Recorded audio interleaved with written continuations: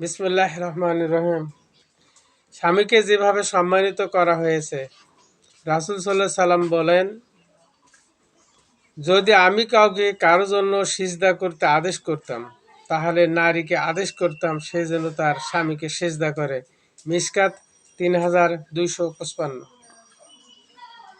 স্ত্রী যখন তার স্বামীকে কষ্ট দেয়, জান্নাতের হুরেরা তখন বলেন, তোমরা স্বামীকে কষ্ট দিও না, তিনি তোমাদের কাছে সাময়িক মেহমান মাত্র।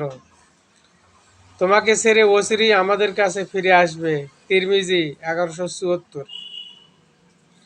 স্বামীর অনুমতি ব্যতিরেকে নফল রোজা রাখা যাবে না এবং স্বামীর অপছন্দ ব্যক্তিকে ঘরে প্রবেশ করানো যাবে না। বুখারী 5195। মা বাবা সহ সকলের মৃত্যুতে শোক পালন করা হচ্ছে মাত্র 3 দিন পর্যন্ত, কিন্তু স্বামীর মৃত্যুতে শোক পালন করতে হবে 4 মাস 10 দিন পর্যন্ত। বুখারী 1280।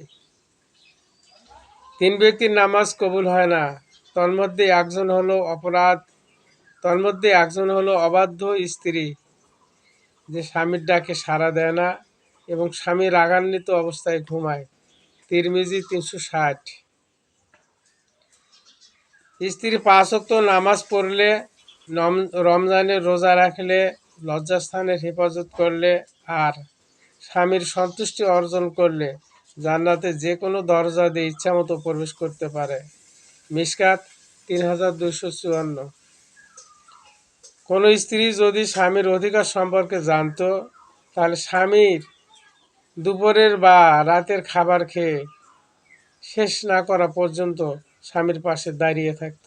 তারাবানী সহিহুল জামে 5259।